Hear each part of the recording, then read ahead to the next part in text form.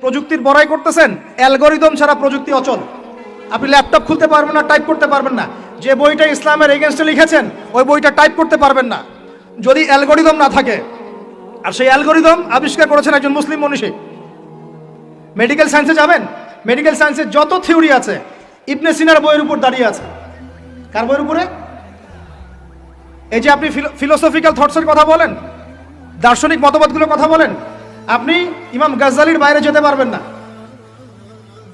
আমি ইবনে রুশদের বাইরে যেতে পারবো না। আপনি অ্যাস্ট্রোফিজিক্সের কথা বলেন, কেমিস্ট্রির কথা বলেন, জাবির ইবনে হাইয়ান ছাড়া কেমিস্ট্রি অচল। তোমরা এগুলো জানো না? জীববিজ্ঞান এরা পারবে? জীববিজ্ঞান কি ইবনে সিনার থিওরির বাইরে যেতে পারবে? ম্যাথামেটিক্সে ওমর খৈয়ামের বাইরে যেতে পারবে? আল খোয়ারিজমির বাইরে যেতে পারবে? ইবনে রুশদের বাইরে যেতে পারবে? এরকম বহু নাম বলতে থাকলে সারা রাত যাবে, আমার কাছে নোট করা আছে। এমন কোনো সাবজেক্ট নাই। এখনকার বিশ্বের চলমান শিক্ষানীতি নিয়ে এত কথা বলছেন, শিক্ষানীতি এইটা ওইটা, ইসলাম, সেকুলারিজম, ডেমোক্রেসি ইত্যাদি, কোনো সাবজেক্ট আপনি এই বিশ্বে চালাতে পারবেন না যে সাবজেক্টের গোড়ায় কোনো না কোনো মুসলিম মনীষীকে খুঁজে পাবেন। বিশ্বকে আমরা করে দিলাম, বিশ্বকে কারা করে দিল? এইভাবে 1-2 বছর নয়, প্রায় 1200 বছর। কত বছর? প্রায় 1200 বছর এই পুরো বিশ্বটাকে আমরা শাসন করেছি। শুধু শিক্ষানীতি নয়, আমরা অর্থনীতি শাসন করেছি, আমরা পলিটিক্যাল অ্যাফেয়ার শাসন করেছি, রাজনীতি শাসন করেছি। ওরা আমাদের জমিতে থাকতো, ট্যাক্স দিয়ে, কর দিয়ে থাকতো। ওরা ইহুদি খ্রিস্টানরা আমাদের জমিতে থাকতো ট্যাক্স দিয়ে, কর দিয়ে। আর আজকে আমাদের ওদের কাছে লোন চাইতে হয়, ওরা শর্ত আরোপ করে। কোথায় আসছি আমরা চিন্তা করছেন? ইতিহাস সেই কবে ভুলে গেছে। শিক্ষার আপনি যে সেক্টরে যাবেন, আপনি গিয়ে দেখবেন সেখানে কোনো মুসলিম মনীষীর অবদান আছে। আপনি আল খোয়ারিজমি বাদ দিয়ে, ইবনে রুশকে বাদ দিয়ে, ইমাম গাজ্জালিকে বাদ দিয়ে, জাবির ইবনে হাইয়ানকে বাদ দিয়ে, ইবনে সিনাকে বাদ দিয়ে, এনাদেরকে বাদ দিয়ে আপনি সাহিত্য খুঁজে পাবেন না, আপনি দর্শন খুঁজে পাবেন না, আপনি ম্যাথামেটিক্স খুঁজে পাবেন না, কেমিস্ট্রি, ফিজিক্স, সায়েন্স খুঁজে পাবেন না।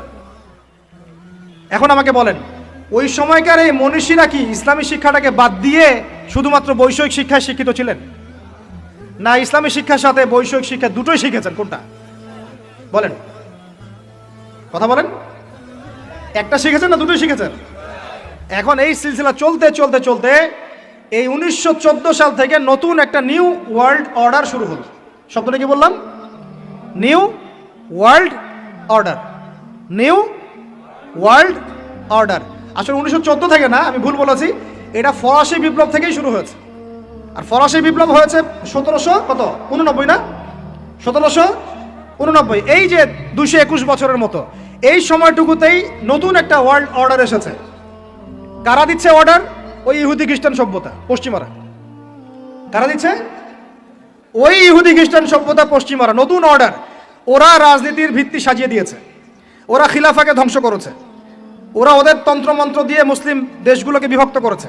প্রত্যেকটা দেশের ভিতরে ভিতরে ওদের মন গড়া মতবাদগুলো ঢুকিয়ে দিয়েছে। প্রত্যেকটা বিষয় তারা ইন্টারফেয়ার করে। ওরা যে অর্থনীতি দিয়েছে ওইটার উপর বিশ্ব দাঁড়িয়ে আছে।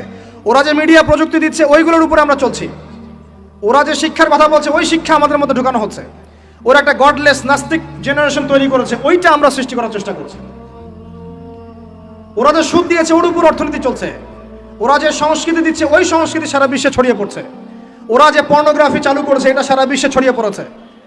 ওরা যে মাদকগুলো চালু করেছে সারা বিশ্বে ছড়িয়ে পড়ছে।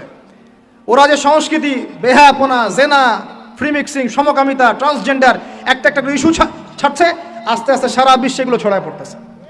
শিক্ষানীতির বাইরে নয়, ওই জিনিসটাই বাস্তবায়ন করার চেষ্টা আমরা আবার নতুন করে করছি। এটা নিউ ওয়ার্ল্ড অর্ডার বাস্তবায়ন করছি আমরা লাস্ট 100 বছর থেকে বেশি। এই করতে করতে করতে শিক্ষা এখন 2 ভাগে ভাগ হয়ে গেছে। কয় ভাগে ভাই? একটা জেনারেল স্কুল অফ থট বা সেকুলার স্কুল অফ থট, একটা হলো ইসলামিক স্কুল অফ থট। আমার সাথে বলেন, একটা সেকুলার স্কুল অফ থট, একটা Islamic school of thought. Secular school of থটটা এমনভাবে সাজানো হচ্ছে, শুরুতে বলেছি 20 বছর পড়বেন, 20টা সূরা মুখস্থ করতে পারবেন না। সোজা কথা, এই শিক্ষার মূল উদ্দেশ্য দুনিয়া, দুনিয়া এবং দুনিয়া। দুনিয়ার শিক্ষার দরকার নাই তা বলছি না, বলছি এই শিক্ষাটা ইসলামকে কাট অফ করে, বিবর্জিত করে শুধু দুনিয়ার দিকে ফোকাস করছে। পক্ষান্তরে আরেকটা শিক্ষা যেটা ইসলামিক, এখানে মাশাআল্লাহ আমরা কোরআন হাদিস শিখছি বটে, তবে বর্তমান অর্থনীতি, বর্তমান রাজনীতি, বর্তমান ওয়ার্ল্ড অ্যাফেয়ার্স, বর্তমান জিওপলিটিক্স, বর্তমান দর্শন, এই জিনিসগুলোর ল্যাকিংস আছে। কোনো কোনো সময় দেখা যায় একজন ইমাম সাহেব নামাজ পড়াতে পারেন কিন্তু অর্থনীতি বোঝেন না। একজন বক্তা দায়ী আলেম মানুষ, তিনি মাশাআল্লাহ বয়ান করেন, কোরআন সুন্নাহ দিয়ে ওয়াজ করতে পারেন, কিন্তু তিনি ইংরেজি বোঝেন না, সায়েন্স বোঝেন না, ইকোনমি বোঝেন না, ওয়ার্ল্ড অ্যাফেয়ার্স বোঝেন না। কেন এরকম হলো? কারণ এই সিলেবাসের মধ্যে এই জেনারেল সাবজেক্টগুলোর ঘাটতি ছিল। বুঝতে পারতেছি আমি কি? বুঝতে পারতেছেন? আবার এই যে একজন ব্যক্তি মাশাআল্লাহ এমবিবিএস ডক্টর, তিনি ইমামতি করতে পারছেন না কেন? এমবিবিএস ডক্টর ইমামতি করতে পারছেন না কেন? তার কেরাত শুদ্ধ না কেন? কারণ তিনি তার পুরো স্টুডেন্ট লাইফে অনেক কিছু শিখেছেন, বাট কোরআন শেখেন নাই। বুঝতে পারছি? দুইটা দৌড়াচ্ছে দুই দিকে। দুইটা কোন দিকে?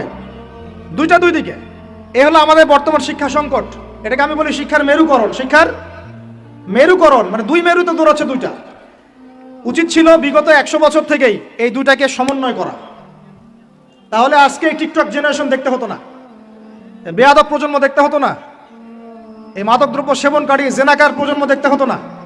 তারা হালাল হারাম বুঝতো, নীতি নৈতিকতা বুঝতো, শেকড় চিনত। তাদেরকে ওমর ইবনুল খাত্তাবের নাম জানাতে হতো না, খালিদ বিন ওয়ালিদকে চেনাতে হতো না, বিন কাসিম আর তারেক বিন জিয়াদের নাম শোনাতে হতো না। সমস্যাটা বুঝতে পারছেন ভাই? কোন জায়গায় সমন্বয় হয় নাই? কি হয় নাই? সমন্বয়ে যারা করার চেষ্টা করেছেন সেটা আমি প্রশংসার দাবি রাখে তারা অবশ্যই, কিন্তু এটাও বিশ্বের চ্যালেঞ্জ মোকাবেলার জন্য যথেষ্ট হয় নাই। তো কথাগুলো অনেক বড় স্কেলের, এগুলো বাস্তবায়ন করা অনেক বড় ব্যাপার, অনেক কঠিন, রাস্তা অনেক জটিল, কিন্তু এই কাজটা আমরা সবাই মিলে করব ইনশাআল্লাহ। আল্লাহর কসম করে বলতেছি, এই কাজ যদি আমরা আগামী 20 থেকে 30 বছরে করতে ব্যর্থ হই, আরো 20 বছর পর আপনি এমন একটা প্রজন্ম পাবেন শুদ্ধ করে সালামটাও দিতে পারবে না। দেখে নিয়েন আপনি, শুদ্ধ করে সালাম তো দিতে পারবেই না, আল্লাহ পাকের কালিমা লা ইলাহা ইল্লাল্লাহ ঠিকমতো উচ্চারণ করতে পারবে কিনা সন্দেহ আছে। নামাজটাকে সে অপশনাল মনে করবে। রমজান মাসে বাইরে সিগারেট টান দিয়ে বের হবে, ও যে আর কি করতে পারে, দেখবেন যে পশু হয়ে গেছে, বালহুম আদল, বরং তার চেয়ে নিকৃষ্ট হয়ে যাবে, যদি না আমরা এই শিক্ষাটাকে সমন্বয় করতে পারি।